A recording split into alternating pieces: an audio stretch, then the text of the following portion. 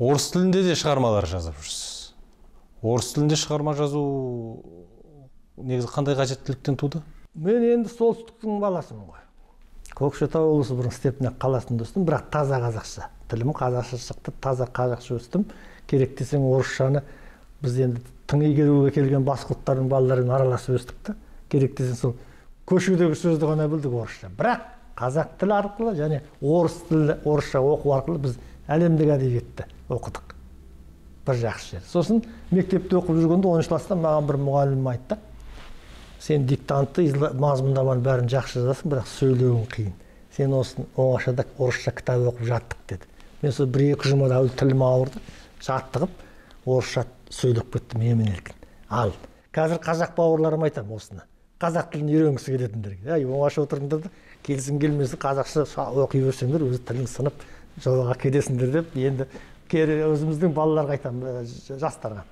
Ал енді ол мен орысша кітап жазамын деген ойымда болған емес. Қазақ фильмде істедім, деректі фильмдердің редакторы болып, сол кезде орысша сценарийлер жазуға тура келді. Сосын есімде, Алматыда жүрген кезімде 80-ші жылдары Мұхтар Мағауиннің Аласапыран деген романы мемлекеттік сыйлыққа ұсынылғанда мен Казахстанский правдаға мақала жаздым орыс тілінде. Сонда олар айтты маған, қазақ жазады дегесін қорқып едік, мынаны әбден қиналамыз ғой, жөндеп деп едік. 4-ақ сөзінің окончаниясын жөндедік деді. Ахмеди Ысқақов деген ағамыз айтты Мұхтар Мағауинге: ай, мына баланың орысша обороттары сұмдық қой деп айтты дейді. Иә. Сосын Мұзафар Әлімбаев 60-қа толғанда Агни Алатауға юбилейный мақала жаздым. Менің орысша шығармашылығым осымен тоқтап.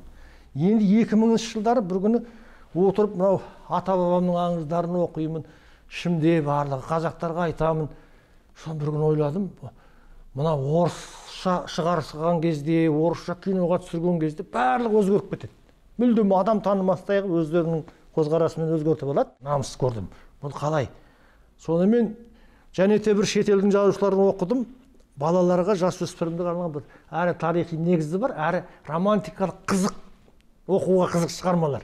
Мен неге осындай жазбаймын деп, өзім жақсы көретін Абылайхан туралы аңыздарды, бұл Шоқан Уәлиханов, Мәшһүр Жүсіп Көпеев, Шәкәрім Құдайбердиевтер жазып кеткен аңыздарды орыс тіліне арқылы орыстарға және орыс тілі арқылы әлемге айтқым келді. Менің аталарым туралы аңыздарды. Сөйтіп, Абылайхан и Батыри деген повесті бастадым. Бұл жас балаларға, жасөспірімдерге, үлкендерге де қызықты. Бұның ішінде неше түрлі батырлардың аңыздары бар. Бәрі тарихи аңыздар және. Сөйтіп жүргенімде Кочевники фильм түсетін болды. Енді ойладым, ол фильмге бүкіл аңыз шығады ғой дедім. Ол фильм мүлдем басқаша болып кетті, білесіз. Содан кейін қолыма қарасам, жап-жақ 2010 жылдары ма, 15 жылдары осыны бітірдім. Сөйтіп Абылайхан и Батыри деген атпен 5000 дана тиражбен шығардық өз қаржымызға. Бұл кітап қазақтың аңыздары ағылшын тіліне аударылды, Лондоннан шықты. Amazon деген кітапты көңінде тұр интернет арқылы. Және орыстардың бүкіл интернет кітапханасында тұр. Мен оған қуандым және аталарымның аңызын әлемге айтып беруге жарағаныма. Қазақшасы әлі шыққан жоқ. Бұны аударып, жұрт күледі, Баянғали Әлімжановты қазақша аударамыз деп кім ойлаған деп. Бірақ болашақта шығып қалар.